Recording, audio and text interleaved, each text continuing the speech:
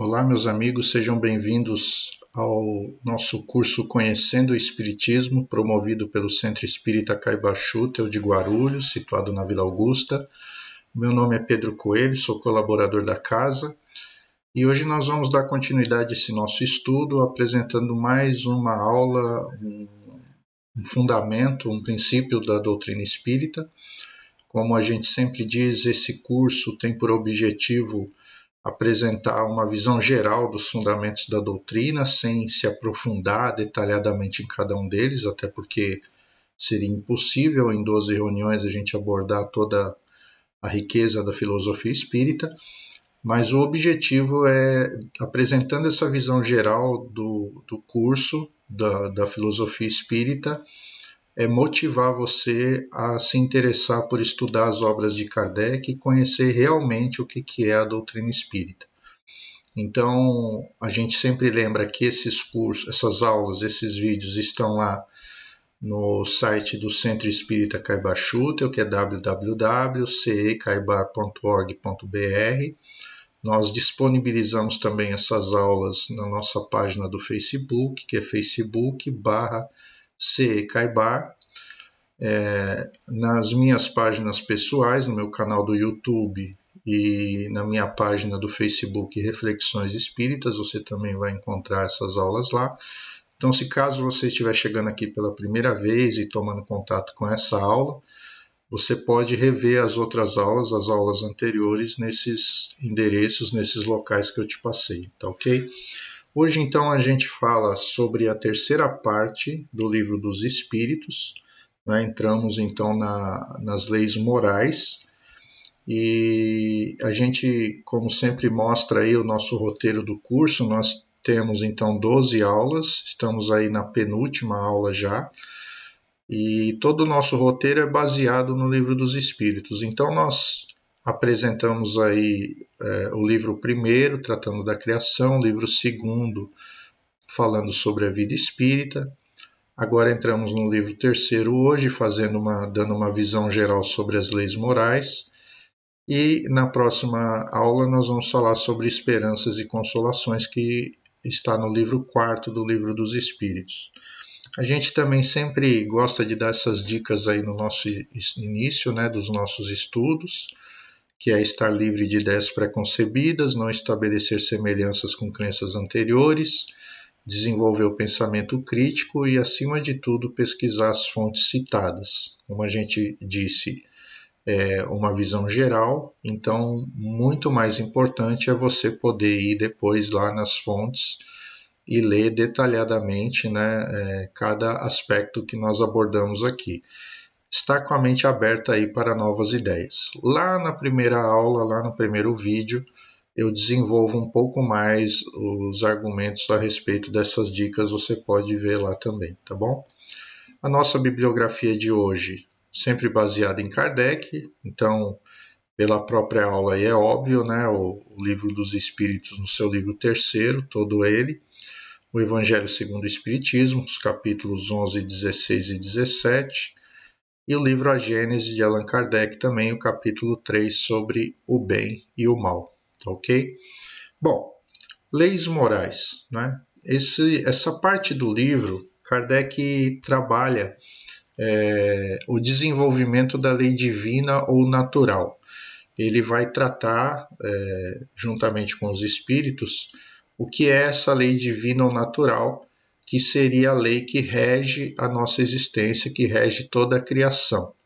E aí ele trabalha com os espíritos esse questionamento para entender melhor o que seria essa lei, o que ela significa, qual é a sua abrangência, e como ela se aplica na nossa vida, principalmente a nossa vida física, nesse mundo, mas de uma forma geral toda a nossa vida e toda a nossa existência espiritual.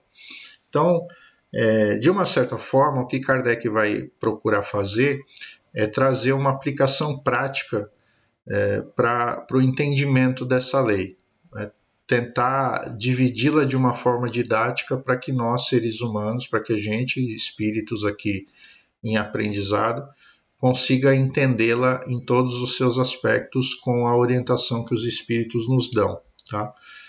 Então, o que a gente vê dentro desse livro, né, dessa terceira parte do Livro dos Espíritos? Primeiro, Kardec trata então dessa lei natural, onde os espíritos mostram para ele que é uma lei imutável e eterna, ou seja, que o homem, através dos tempos, ele muda suas leis, ele modifica suas leis na medida em que ele se aperfeiçoa, na medida em que ele amadurece, na medida que ele muda, né, o objeto das suas necessidades e das suas buscas. Agora, a lei de Deus, a lei natural, sempre foi a mesma. O homem é que, na medida que vai amadurecendo, vai compreendendo melhor essa lei. Então, ela abrange tanto as relações do mundo físico, ou seja, nós conseguimos interpretá-la e compreendê-la tanto naquilo que rege as relações do mundo físico, quando nós estamos aqui encarnados, quanto as relações também do mundo moral que se aplicam aqui e também a vida espiritual, né, enquanto desencarnados. O que os espíritos também vão tratar né, no desenvolvimento da lei natural é que ela é adequada a cada mundo. Então, a lei é uma só, mas ela se adequa, né? Ela se adapta à necessidade de cada mundo. Então, na medida em que a gente evolui e vai para mundos mais avançados, essa lei é a mesma, porém ela é aplicada de formas diferentes, porque as nossas necessidades lá e os nossos objetivos evolutivos também são diferentes do que nos coloca aqui dentro das circunstâncias e dos contextos em que nós estamos inseridos aqui nesse mundo. Então, como diz aí, né, elas são adequadas a cada mundo e proporcionais ao grau de adiantamento dos seres. E o que essa lei, de uma forma geral, nos mostra? Né? O que Kardec pergunta aos espíritos é como é que eu observo essa lei? Como é que eu conheço essa lei? E eles vão dizer que justamente essa lei ela nos dá, do ponto de vista moral, o entendimento do bem e do mal. Ou seja, é como se ela tivesse dentro da nossa... Como se quando a gente fosse criado, na medida em que a gente vai progredindo, vai desenvolvendo a nossa intelectualidade, nós vamos trazendo para a tona, né, da nossa consciência, se a gente pode usar esse termo, nós vamos trazendo para a superfície da nossa consciência a melhor compreensão dessa lei, que é a distinção do bem e do mal. Então, quando Kardec pergunta para os espíritos nesse capítulo o que se pode definir de moral, os espíritos dizem que é justamente a distinção entre o bem e o mal, entendendo que o bem é tudo aquilo que se adequa às leis naturais, ou seja, a observação das leis de Deus. Então, sempre que a gente ouve falar em leis de Deus, a gente está entendendo que são leis naturais, são leis que Deus colocou na sua criação e que naturalmente enquadram o espírito dentro dessa moldura. Então, é como se a gente entendesse assim, né?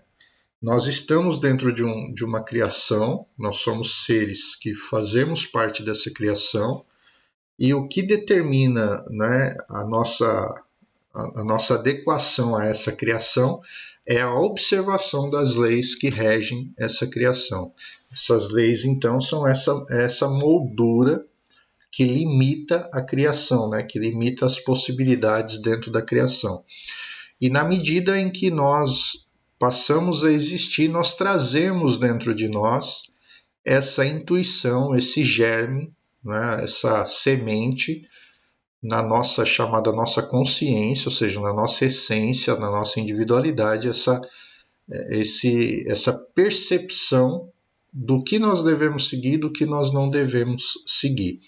E essa percepção ela se torna cada vez mais clara, cada vez mais precisa na medida em que a gente progride espiritualmente.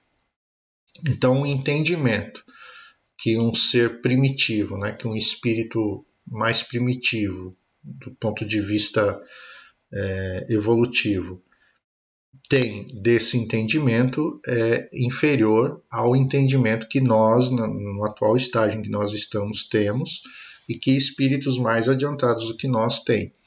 E isso está diretamente ligado, né? Isso determina, implica no grau de responsabilidade que determina as nossas ações. Então, quanto mais progresso eu tenho, melhor compreensão eu tenho dessa distinção do bem e do mal, e, portanto, maior responsabilidade eu possuo sobre as minhas escolhas e sobre o querer fazer o bem ou o querer fazer o mal. Tá? Então, quando tudo que se faz é em vista para o bem de todos, o que ele diz nessa questão 629? Que observar as leis de Deus, né, e praticar essa lei natural é escolher o caminho do bem, e um bem que é feito não só em meu proveito, mas em proveito do grupo, em proveito de todos.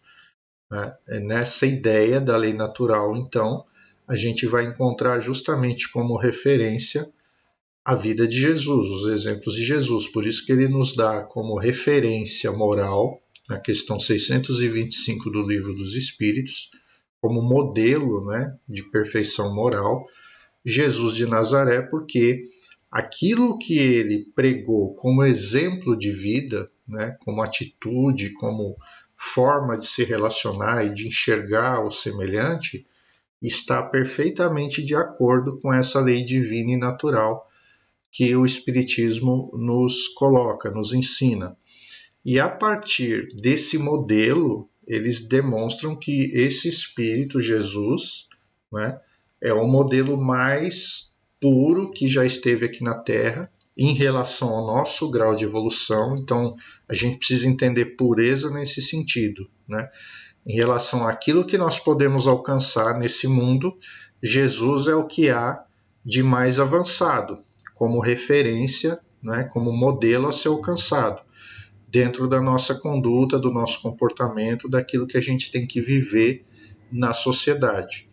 Então, essa busca, né, entre escolher o caminho do bem e entendendo que o caminho do bem é a observação das leis naturais, e naturalmente observando as leis naturais, nós fazemos escolhas para o bem comum, ou seja, para aquele bem que não só beneficia a mim individualmente, mas a um grupo, né, ao bem comum, ao coletivo, eu estou colocando em prática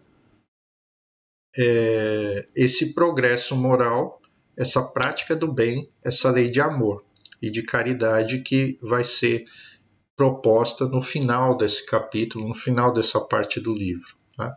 E aí eles recomendam Jesus como esse modelo, então, de perfeição moral que a gente deve perseguir, que a gente deve buscar. Essas leis, então, nos traçam os limites das nossas necessidades, ou seja, elas vêm para demonstrar o que é necessário nos nossos campos de relacionamento, né, em tudo aquilo que a gente vai vivenciar nesse mundo, né, e como a gente deve lidar e compreender todas as circunstâncias, né, e aspectos que nos atingem individual e coletivamente dentro da sociedade. Então, pelo uso da inteligência e intuição do poder superior, se pode distinguir o bem do mal, e essas leis nos traçam o limite das nossas necessidades, ou seja, que essa nossa liberdade, a ideia de liberdade, ela está devidamente vinculada, né? Ela vamos dizer assim, fatalmente vinculada à ideia de responsabilidade e de respeito ao direito do outro, ao limite do outro. Quer dizer, qualquer coisa que falarem para a gente de liberdade fora desse contexto é algo fora da realidade humana, né? Porque liberdade absoluta só de Deus. E ainda assim é uma liberdade que nós não conhecemos porque nós não conhecemos a essência de Deus. Então, sempre que a gente falar em liberdade, ela está diretamente ligada a progresso espiritual, a compreensão da vida, e isso é o que nos torna mais livres, mas ao mesmo tempo, na medida em que a gente alcança a liberdade, a gente também é limitado pela responsabilidade dos nossos atos. Então, a lei do Criador ela é perfeita por isso, porque ela nos dá liberdade na medida em que nós somos responsáveis pelo uso que faremos dessa liberdade. Na medida em que somos menos evoluídos, né, nós temos menos liberdade, as nossas ações são muito mais instintivas, porém o nosso campo de atuação é limitado dentro do nosso contexto de sobrevivência e de preservação. Então, se por um lado nós somos seres inferiores, a lei do Criador, embora nos dê tudo o que é necessário para evoluirmos, ela também nos limita cada vez mais, né? Garantindo que a gente possa manter a nossa existência e o nosso progresso dentro daquele círculo. Na medida em que a gente progride e ganha mais conhecimento, a gente tem mais liberdade, a gente tem maior campo de atuação, porém a nossa capacidade de resposta, né, de responsabilidade sobre essa atuação, do ponto de vista moral, se torna muito maior e a gente acaba respondendo, né, dentro da criação com uma maior responsabilidade sobre essas nossas ações. Então, as consequências morais do bem e do mal estão vinculadas ao grau de responsabilidade do espírito, né? Liberdade pressupõe responsabilidade.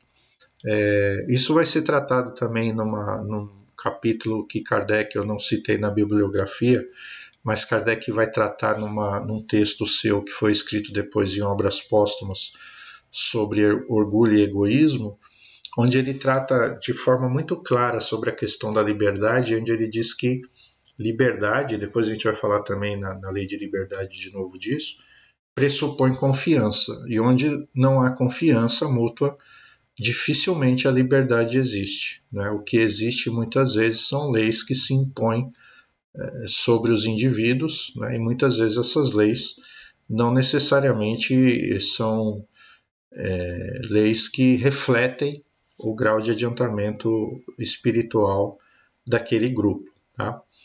Bom, então Kardec, na medida em que ele estuda com os espíritos essa questão da lei natural, ele propõe uma divisão dessa lei, né, um desmembramento dessa lei em várias leis que regem a nossa vida, para que fique mais claro para nós entendermos como essa lei se aplica a cada campo da existência humana.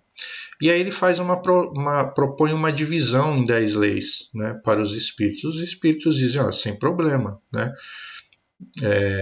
Inclusive, Kardec faz essa divisão didática remetendo, né, fazendo uma alusão à ideia dos 10 mandamentos lá de Moisés, né, onde Moisés recebe esses 10 mandamentos lá de Deus, da espiritualidade, que se nós formos analisar, são 10 mandamentos da lei natural, porque aqueles 10 mandamentos que estão ali, se a gente trazê-los para a nossa realidade de hoje, nenhum deles é questionável, né? Depois Moisés acrescenta outras leis a eles, né? Se utilizando da sua autoridade patriarcal para poder manter o controle sobre aquelas tribos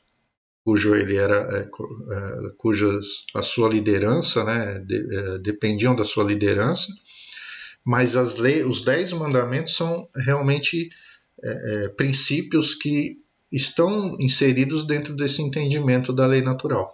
E aí Kardec busca seguir essa mesma didática, dividindo essas leis, né, em 10 também. Os espíritos dizem que não tem problema nenhum em apresentar isso, né, tomando cuidado de não tomar isso ao pé da letra, ou literalmente, como dizer assim, se não está aí, não existe, né? Procuram mostrar que é só uma divisão didática e interpretativa da lei natural e que é suficiente para nos orientar no momento em que nós estamos de evolução. E Kardec então faz essa divisão, e a gente começa a olhar então esse quadro aí, essa divisão, e ver que ele pegou essa lei natural e dividiu então em 10 leis, né? A gente tem aí as 10 leis, onde ele coloca a lei de adoração, tratando da nossa relação com Deus, né? E mostrando que é o princípio de tudo, quer dizer, tudo aquilo que vem depois, no desmembramento da lei natural, nasce na nossa relação com Deus. Mas, de novo, isso eu já coloquei em outras aulas e repito aqui, dentro da doutrina espírita, Deus não é a finalidade. Deus é o ponto de partida. Nós partimos dele para entender a nossa existência. Mas a finalidade é a compreensão, é o autoconhecimento, a compreensão do que nós somos, da nossa destinação, do nosso propósito, por que nós estamos aqui, o que nós temos que buscar, para que assim, aplicando o entendimento e a compreensão da lei natural, nós estejamos cumprindo, não é, a vontade de Deus, como se diz em outras religiões, né? Estamos fazendo a vontade de Deus. Do ponto de vista religioso, nem todas as religiões enxergam assim, elas enxergam a religião como realmente se ligar a Deus como finalidade. Então, a primeira lei que Kardec trata é a lei de adoração, ou seja, que estabelece essa nossa relação com Deus. Aí nós vamos ter 4 leis que abordam o aspecto, vamos dizer assim, mais físico, mais material da nossa existência, né, que trata realmente das questões físicas da nossa existência, que é a lei de trabalho, lei de reprodução, lei de conservação e lei de destruição. Depois vai pegar leis que abrangem mais questões subjetivas, né, que regulam as nossas relações sociais, que são a lei de sociedade, a lei de progresso, a lei de igualdade e a lei de liberdade. A gente percebe aí que Kardec se apoia também, né, busca referências aí dos próprios termos que se tornaram comuns na França desde a Revolução Francesa, que é a ideia de igualdade, liberdade e fraternidade, né?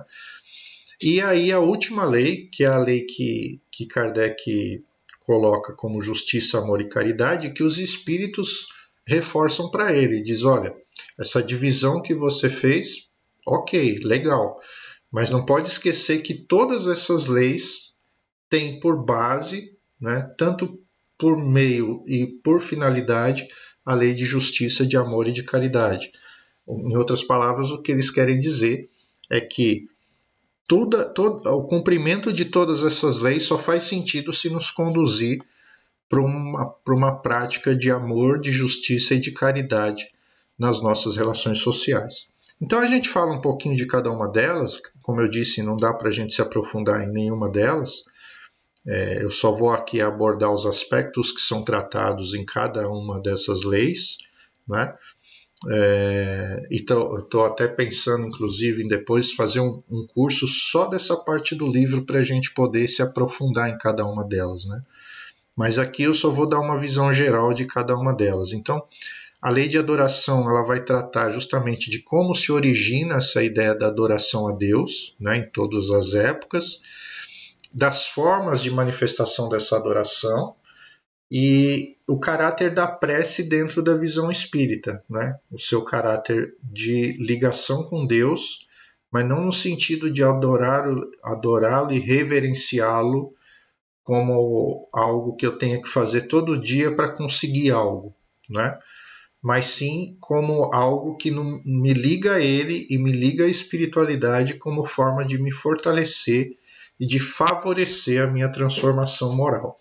Então, a lei de adoração dentro da doutrina espírita, ela tem um propósito muito mais de orientação, esclarecimento espiritual, de apoio espiritual para que a gente possa vencer os nossos desafios mundanos, né, do que nos afastar dele, do que nos desligar dele para fazer ali um culto, para fazer uma ligação espiritual e depois voltar para o nosso dia a dia sem nenhum vínculo de uma coisa com a outra.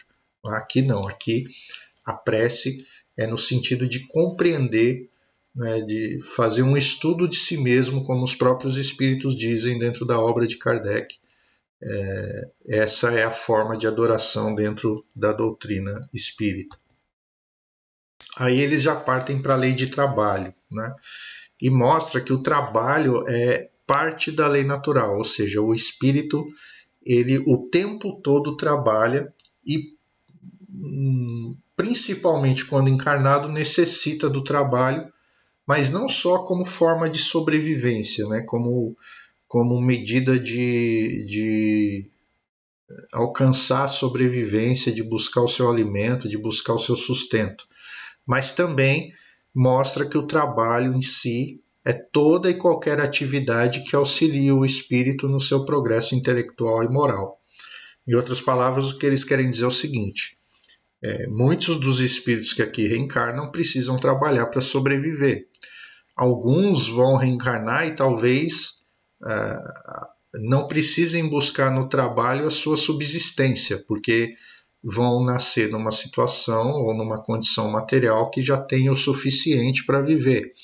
Mas isso não os dispensa de ter que trabalhar, porque se eles têm o suficiente para viver num planeta, num mundo com as nossas características, significa que isso para eles também é uma prova, porque exige deles que eles disponham do seu tempo para fazer algo em favor de si mesmo e do seu semelhante, como forma de progresso espiritual, né?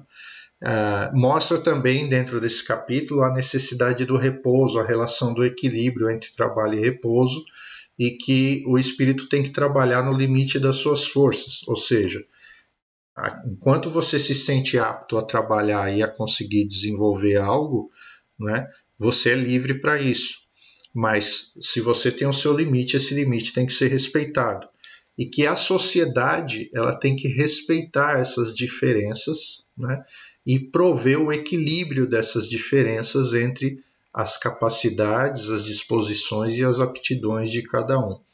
Então, quando Kardec questiona se aquele que não tem condição, muitas vezes, de encontrar o seu sustento, né, ou por razões alheias não consegue, então, desenvolver o trabalho, por questões de limitação física, intelectual, né, pela velhice, por chegar numa idade já idosa, não ter forças para trabalhar, como é que a sociedade tem que tratar isso? E aí os espíritos respondem na questão 685, né, que o forte deve trabalhar pelo fraco. Na falta da família, a sociedade deve tomar-lhe o lugar, e isso constitui a lei da caridade. Quer dizer, a sociedade ela tem que buscar meios de garantir às pessoas o mínimo para que elas vivam, né? Isso não está relacionado com questões de mérito, né? O mérito entra a partir do momento em que o espírito tem a oportunidade para buscar algo mais. Então aí depende dele querer isso. Mas não pode se pensar em mérito, né?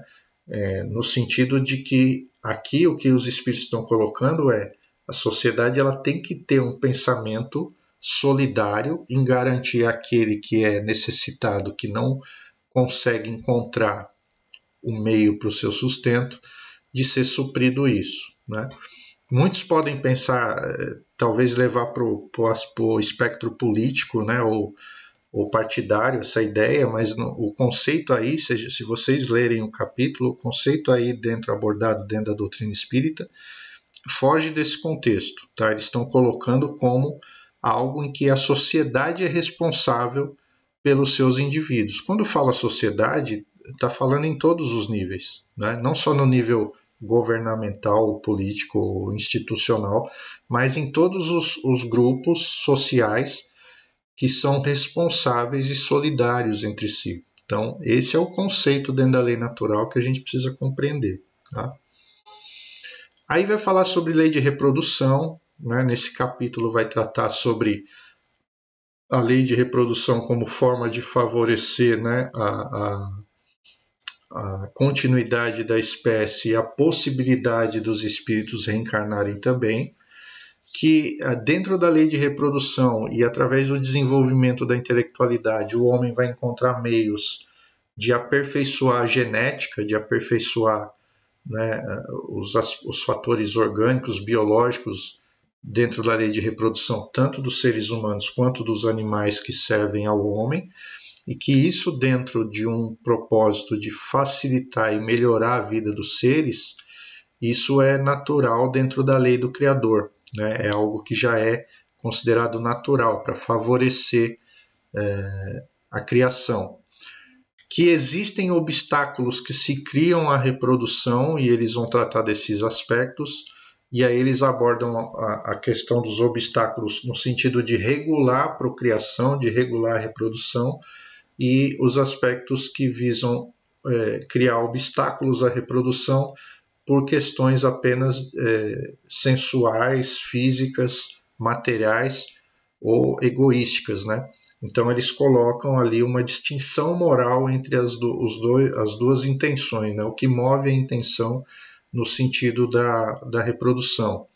Vai tratar do casamento como algo natural, como um progresso na marcha da humanidade, né?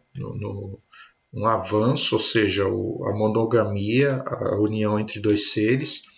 Vai fazer uma crítica ao celibato quando esse parte do princípio de que a vida de relação é algo danoso ao progresso do espírito, né? Então os espíritos vão refutar essa ideia mostrando que só faz sentido o celibato se tiver uma intenção maior de dedicar sua vida de amor, de dedicação ao semelhante, né? Então, a pessoa pode abrir mão, às vezes, de uma vida familiar, de uma vida conjugal, porque ela desenvolve um trabalho muito mais complexo e dedicado à sociedade. Mas quando o celibato é visto apenas como um dogma ou a ideia de que me abstendo da reprodução, da procriação, do contato físico, do sexo, da relação a dois, da relação com outras pessoas, eu estou me purificando ou estou me aperfeiçoando espiritualmente em função disso, porque os espíritos vão dizer que o que vai determinar realmente esse aperfeiçoamento é o bem que nós produzimos, né? Não é a privação de algo que está dentro das leis naturais. Na lei de conservação, ele vai tratar da nossa necessidade de preservação, do instinto de conservação como sendo algo inerente à nossa natureza espiritual. E isso está nos mistérios da lei de Deus, porque quando a gente estuda a doutrina espírita, a gente vê que a nossa verdadeira vida é a vida espiritual. A gente vai ver depois, lá, estudando o livro dos médiuns, sobre a emancipação da alma, né, um pouco também disso no livro dos espíritos, que sendo a vida espiritual a nossa vida natural, o espírito a todo momento busca voltar para ela. Então é meio curioso isso, porque daria a entender de que, no momento, que a qualquer momento a gente faria todos se esforçaria de todas as formas para sair, se desligar desse corpo, né? Porque não é a nossa natureza. Lá no começo, quando a gente falou sobre espírito e matéria, a gente viu que espírito e matéria eram de naturezas antagônicas, porém, na lei do Criador, um busca o outro, porque o espírito não consegue se manifestar sem a matéria, e a matéria sem a ação do espírito é algo, né, amorfo, sem forma, sem vontade, sem inteligência, sem direcionamento, sem efeito. Então, o segredo, um dos mistérios da lei da criação é justamente termos em nós essa vida espiritual e, ao mesmo tempo, enquanto encarnados, a necessidade de lutar pela sobrevivência, né, de nos mantermos vivos, porque sabemos que precisamos dessa vida para nos aperfeiçoarmos moralmente, para progredirmos. Então, o instinto de conservação existe em nós e buscamos, dentro da lei de conservação, os meios para nos conservarmos, né? nos pouparmos, proteger a nossa vida. Dentro desse conceito, então, os espíritos vão tratar também das nossas propriedades, né? Da ideia de propriedade, dos bens terrestres, de como a gente pode fazer uso disso. E aí eles vão falar, os espíritos vão tratar do gozo dos bens terrestres, falando de que Deus nos deu a luta pela busca do bem-estar, a luta pela busca de uma vida boa, né, como forma de nos estimular a desenvolver a nossa intelectualidade, e ao mesmo tempo, na medida em que a gente luta por buscar esse bem-estar, né, e conseguindo, alcançando esse bem-estar, a gente também é provado no sentido de saber qual é o limite disso. Então, o desafio a gente luta para viver melhor, mas a gente tem que saber o que significa esse viver melhor, né? Qual é o limite disso? Em que momento isso passa a deixar de ser necessário e passa a ser supérfluo? E aí o Kardec vai tratar desses limites entre necessário e supérfluo também nesse capítulo, né? e vai tratar também das mortificações e privações, que tem um pouco a ver também com aquela ideia do celibato do capítulo anterior, que são aquelas pessoas que acreditam que se infringindo de duras penas, né, se auto-infringindo sofrimentos, privações, estão se purificando, estão se aperfeiçoando espiritualmente, e aí os espíritos mostram um equívoco disso, quando isso é feito apenas por uma questão dogmática, por uma fé cega, né? Ou quando na verdade as pessoas não estão se modificando moralmente se realmente não estiverem fazendo algo em favor do seu semelhante. A lei de destruição é a lei contrária, quer dizer, é aquilo que faz a gente ver na natureza que ao lado da conservação está sempre meios, né, mecanismos de destruição, sejam destruição de um ser pelo outro, pelo instinto de sobrevivência, pela busca da sobrevivência, seja a destruição de forma coletiva através de flagelos naturais, de guerras, de situações naturais, né, próprias da natureza, ou de situações provocadas pelo homem. E aí os espíritos vão falar dessa destruição que é necessária, que é natural, que faz parte da vida, e que Deus às vezes permite que ela surja na nossa existência, né? Como meio de nos fazer avançar moralmente, de nos fazer avançar intelectualmente. E aí eles dão exemplos de situações em que a humanidade passou por flagelos destruidores, seja provocado pelo próprio homem, seja próprio da natureza, que fez com que determinados grupos, determinadas nações aprendessem, né, desenvolvessem intelectualmente mecanismos para evoluírem, para progredirem, até para lidar com as próximas catástrofes que seriam enfrentadas. E também mostra como isso também modificou os aspectos morais da coletividade ao longo do tempo, né? Então, para vocês terem uma ideia, eu estou gravando esse vídeo aqui no momento em que a gente está vivendo a pandemia em 2020 do coronavírus. Olhando sob essa ótica espírita, o que a gente está vivendo é justamente esse flagelo natural que afeta toda a humanidade na Terra e faz com que questões morais, questões de natureza moral, de natureza intelectual, científica, sejam trazidas à tona para debate, né? E cause convulsões sociais que vai fazer com que a humanidade se transforme a longo prazo, se modifique dentro desse período. Só que esse flagelo ele agita a sociedade de tal forma que ela avança, né, alguns passos mais rapidamente do que se ela viesse simplesmente mudando pelo próprio ritmo dos seus indivíduos e das suas coletividades. E aí ele vai tratar então de todos esses aspectos da destruição, né, tanto no seu caráter individual, quando fala do homicídio, por exemplo, né, do duelo, da pena de morte, quanto no caráter coletivo, quando fala, por exemplo, das guerras.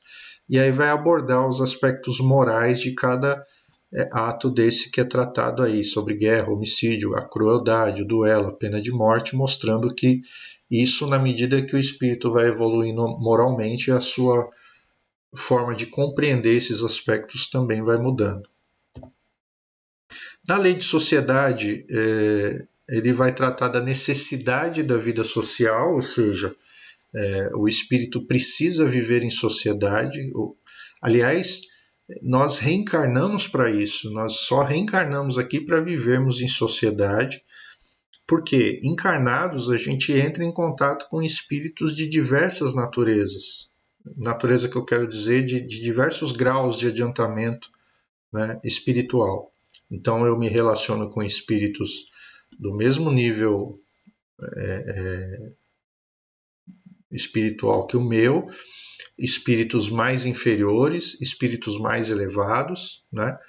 E em graus diferentes e em aspectos diferentes, né? Então eu posso estar dentro da minha família me relacionando com espíritos mais inferiores, mais adiantados do que eu, no meu grupo de trabalho a mesma coisa, na sociedade de um modo geral, e essa mistura que determina os meus relacionamentos é que me força, né, que me induz naturalmente a desenvolver valores morais, valores intelectuais que antes eu não tinha, e que se eu permanecesse somente na erraticidade, no mundo espiritual, eu naturalmente estaria próximo só daqueles que são muito iguais a mim. Então eu não conheceria outras situações e outros contextos, né? Então a vida social é uma necessidade para o espírito.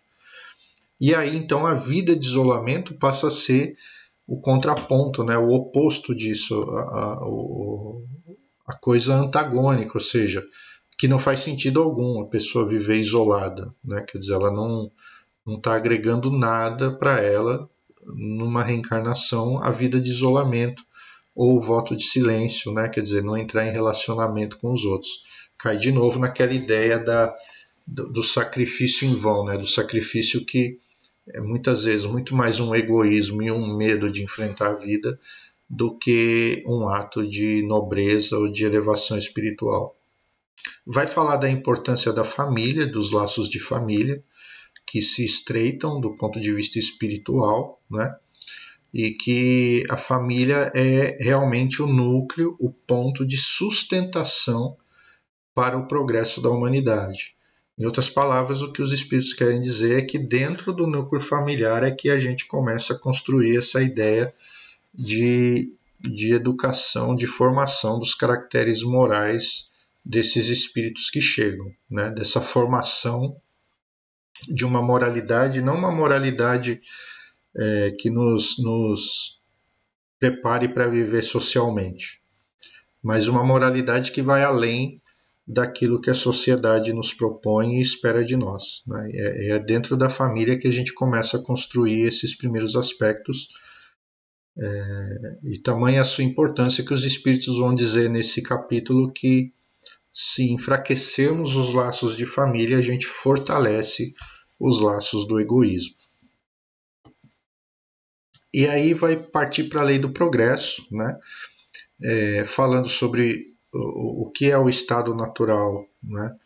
E a lei natural, diferenciando uma coisa da outra. Então, o estado natural é o espírito na sua origem, no seu princípio lá, na sua vida mais rudimentar ainda, onde ele é guiado mais pelos instintos do que pela sua inteligência. Então, logicamente, quando a gente olha a história, né, os povos mais primitivos, o Homo sapiens lá no começo da sua história, né, ele vai viver uma vida simplesmente voltada para satisfazer as suas necessidades físicas, para lutar pela sobrevivência. E ele vai desenvolver habilidades, vai desenvolver conhecimento suficiente, né, para poder construir essa vida. E vai viver num estado de natureza, onde ele vai buscar só o alimento que ele precisa. Se ele matar o animal, vai ser só o animal que ele mata ali para suprir a sua fome, a sua necessidade. Ele vai viver com o mínimo possível, né? Ele não vai criar necessidades para ele. Então é o estado natural do indivíduo, que é o estado do espírito que está lá ainda no seu primórdio, na sua infância, que é diferente de lei natural. Então os espíritos falam, nós, na medida em que vamos avançando intelectual e moralmente, nós vamos criando um processo civilizatório. Então a civilização é um reflexo da própria marcha do progresso. Por que eles colocam isso? Porque existiam e existem teorias, conceitos, né, de estudiosos que defendem que todos os males da humanidade surgem com a civilização e que, portanto, se nós voltássemos ao estado natural e vivêssemos, né, dentro daquela simplicidade, a gente seria mais feliz, não teríamos guerras, não teríamos problemas, mas, na verdade, a nossa natureza espiritual ela não é capaz de regredir a esse ponto, porque se nós éramos daquele jeito, nós também tínhamos um grau de compreensão e entendimento da vida muito mais limitado, o que nos impedia realmente de transgredir aquele contexto em que a gente estava. Agora imagine os seres humanos hoje, da forma que são, voltando para aquele estado. Quer dizer, nós teríamos uma complexidade, né, moral e intelectual que não seria capaz de suportar viver dentro desse processo. E pelas nossas próprias imperfeições morais, nós geraríamos um desequilíbrio nisso. Em outras palavras, os espíritos dizem isso seria regredir à infância. Eles fazem até uma alusão muito interessante, né? Quando você, por exemplo, olha a sua vida hoje, cheia de preocupações, cheia de angústia, de desafios, e você sente saudade do seu tempo de criança, né? Porque a gente não tinha preocupação, a gente não tinha as preocupações de adulto que a gente tem hoje. Então, a analogia que eles fazem é muito, muito perspicaz, porque de um certo modo, né, mostra que é compreensível esse saudosismo, mas não é justificável no sentido de que nós estamos num outro estágio. E querer fugir da nossa responsabilidade, muitas vezes, no estágio em que nós estamos, né, é uma ideia equivocada e até ingênua, né, de achar que a vida é mais feliz se nós não tivermos desafios e preocupações para vencer, né? Aí vai falar sobre povos degenerados, ou seja, aqueles espíritos que, na verdade, esses povos degenerados que ele fala são povos que, de repente, tiveram um ápice num determinado ponto da história e hoje, se você olhar esses povos, né, ou eles deixaram de existir já, como as antigas civilizações, ou a cultura e a característica desse povo hoje não tem nada a ver com aquilo que eles foram no passado na sua grandiosidade. E eles mostram que, na verdade, isso é mais uma percepção física que a gente vê, mas que muitas vezes esses espíritos que estão aqui hoje não são mais aqueles espíritos que estiveram aqui no passado. E a gente vai entender um pouco disso naquele capítulo onde a gente vê lá as imigrações, né, emigrações e imigrações dos espíritos. Então fala da importância da civilização, do progresso das leis humanas, né, e da influência do espiritismo na marcha do progresso também dentro desse capítulo.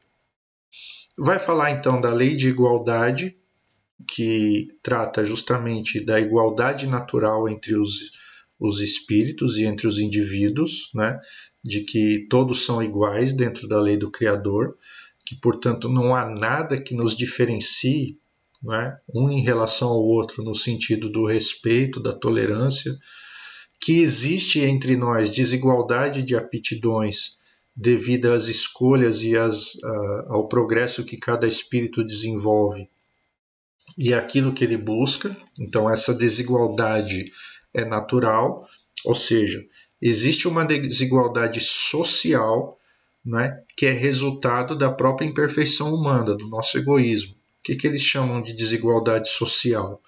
É aquela desigualdade onde as pessoas são mais ou menos valorizadas segundo a camada em que elas estão, segundo as atividades que elas desenvolvem, né, segundo a sua classe social. E isso é o que o Espiritismo entende de desigualdade social, que às vezes a gente se confunde com desigualdade econômica, né, desigualdade de riqueza, onde os espíritos vão dizer que essa desigualdade de riqueza ela vai existir fruto das próprias aptidões de cada espírito. Mas desigualdade social é aquela desigualdade que gera aquilo que a gente vai chamar de injustiça social, ou seja, eu sou tratado diferente conforme o nível social, econômico ou cultural em que eu me encontro. E eu não posso ser tratado sob esse aspecto, né? Eu tenho que ser tratado de uma forma igual. Então, eles vão dizer nesse capítulo que a desigualdade social é um resultado da imperfeição moral do homem, né? Não é algo que é inerente à lei natural, ou seja, que as pessoas se tratam de forma desigual e tratar de forma desigual aqui não é segundo a circunstância, né, e o contexto, mas segundo a falta de respeito mesmo, de tolerância, de ver no outro um ser tão importante quanto eu, né?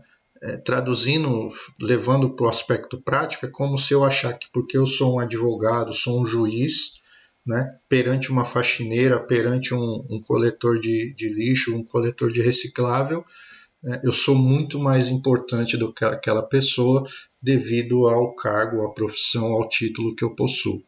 Essa desigualdade social é que os espíritos dizem que é fruto do homem, da forma como o homem interpreta o seu semelhante, né? E é isso que precisa ser destruído.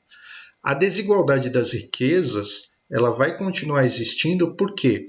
Porque conforme as nossas aptidões, uns têm mais habilidade para adquirir riquezas do que outros.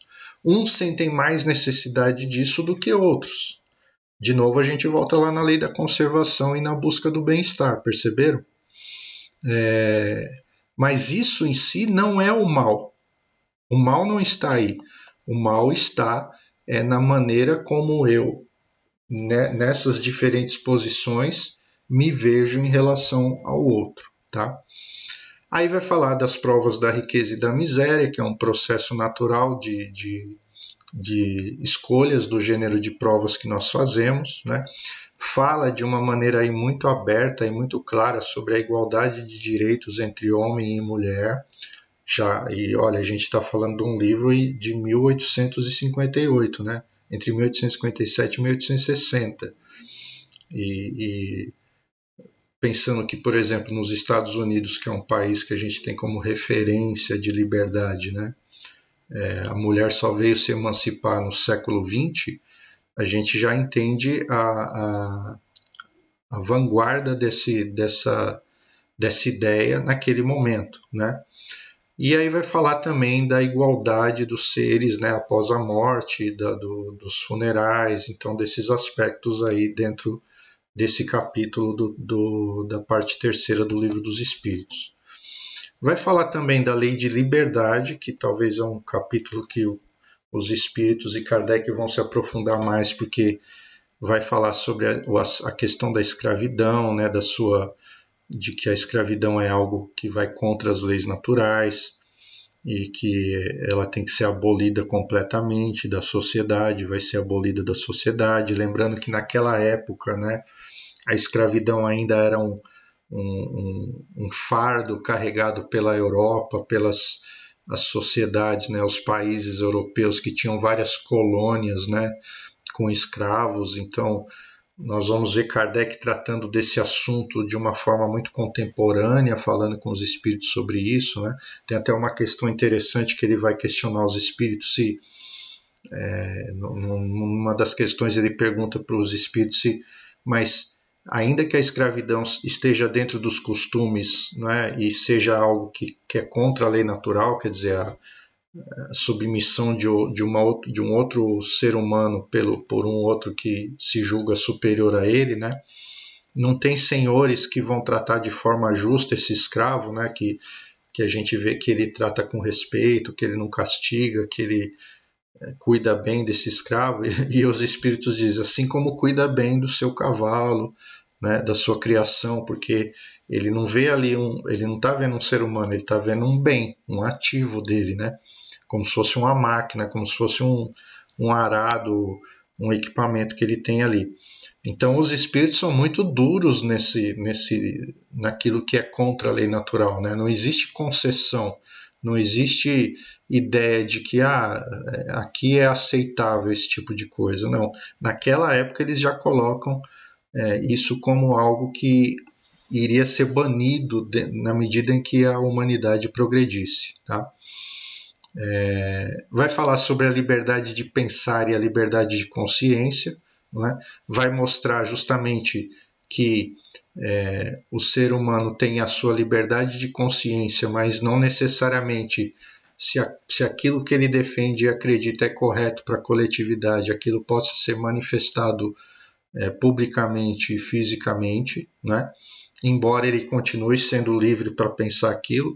Então aqui eles falam muito desse aspecto moral que eles vão tratar, e que Kardec também vai tratar lá no livro Obras Póstumas, da questão da liberdade, que muitas vezes a sociedade coloca leis, né, onde essas leis a maioria já entende que é necessário o respeito a certas coisas, né?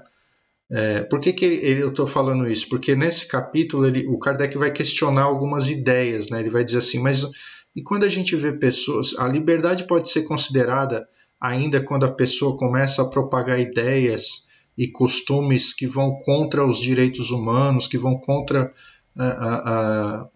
o respeito e a tolerância coletiva, né? Se bem que ele não vai usar esse termo direitos humanos, porque isso aí vai surgir no século XX já, né? Depois da Segunda Guerra. Mas ele aborda essa questão com os espíritos, né? Essa liberdade de pensamento, de consciência, ela é válida ainda que o espírito promova ideias que vão contra o direito à vida, o respeito ao outro, né? O respeito a outras pessoas, a outros pensamentos, outras posturas, e os espíritos dizem não. Quando ele coloca em risco, né, ou ele faz proselitismo de atitudes e de comportamentos que possam colocar em risco indivíduos e uma coletividade, né, isso tem que ser coibido. Mas ainda assim eles colocam essa coibição, ela tem que ser trabalhada no campo das ideias, né, e não no campo da violência ou da repressão também agressiva e violenta em relação àquela ideia que é perniciosa. Agora, independente disso, esse ser continua tendo essa sua liberdade de consciência, né? Em outras palavras, é mais ou menos assim, né? A pessoa tem um preconceito, uma discriminação em relação ao outro, mas a sociedade já criou uma lei que impede que ela coloque em prática esse tipo de pensamento que ela tem. Então ela é coibida pela sociedade a fazer isso, mas dentro dela ela continua pensando daquela forma. Não sei se eu fui claro para vocês, né? E isso é o que eles chamam de liberdade de consciência, quer dizer, ela é livre para pensar daquela forma e a única responsabilidade que ela tem é com a lei de Deus, né? Porque eu não tenho como impedir ela de pensar e de achar o que ela quer em relação à vida, em relação às outras pessoas. Vai falar sobre livre-arbítrio e fatalidade de uma forma muito profunda nesse capítulo, sobre o conhecimento do futuro e sobre a motivação das ações no homem, que Kardec faz um ensaio sobre essa questão do livre-arbítrio. Então, só aqui nessas 3 últimas partes uma parte bem densa, eu diria, mais rica, né, e complexa de todo o livro terceiro, é essa questão da liberdade e do livre-arbítrio, né? E que compensa muito, convém muito a gente estudar, debater, porque é algo que realmente afeta toda a nossa existência e as nossas relações sociais. A ideia da liberdade e às vezes como ela é equivocadamente interpretada por muitos. Bom, e aí por último ele fala então da lei de justiça, de amor e de caridade, né? Que é o conceito de justiça, o respeito aos direitos de cada um, seguindo aquela máxima de Jesus. Né? Quando é que eu entendo o que é justiça, amor e caridade? O que eu devo entender por justiça? Né? Fazer aos outros o que eu gostaria que os outros me fizessem, ou que os outros nos fizessem. Né? Então essa deve ser o princípio que deve determinar o senso de justiça em nós. Vai falar também do direito de viver e do direito de propriedade, né?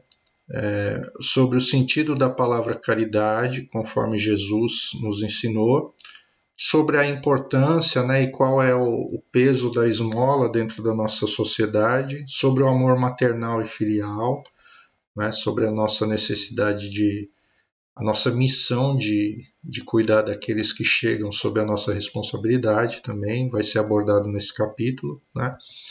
E depois, por último, ele vai falar, encerrando essa parte do livro, sobre a perfeição moral, mostrando, né, que dentro de tudo isso que se falou dentro das leis morais, o maior desafio nosso é a virtude de sacrificar o nosso interesse pessoal em favor de algo maior. Que esse é vamos dizer assim, é a sublimação do progresso espiritual, né, da perfeição moral. Quer dizer, quando o espírito chega nesse ponto, é porque ele já venceu outras barreiras e ele já está entrando num nível realmente de prática do amor e da caridade, conforme Jesus ensinou. Mas para isso é preciso que ele vença as suas paixões, né, que são a exacerbação dos instintos, isso são as paixões, o egoísmo, né, dentro dele, faz aí uma ilustração do que seria o homem de bem na sociedade, e mostra a importância do autoconhecimento para a gente buscar essa perfeição moral, né? Se a gente não se conhecer, não se admitir nas nossas fraquezas, né? E também não valorizar as nossas potencialidades e aquilo que a gente é capaz de fazer como seres inteligentes da criação, a gente vai ter mais dificuldade de alcançar essa perfeição moral, tá? Então, aqui a gente chega aí ao final do nosso estudo nessa aula, né?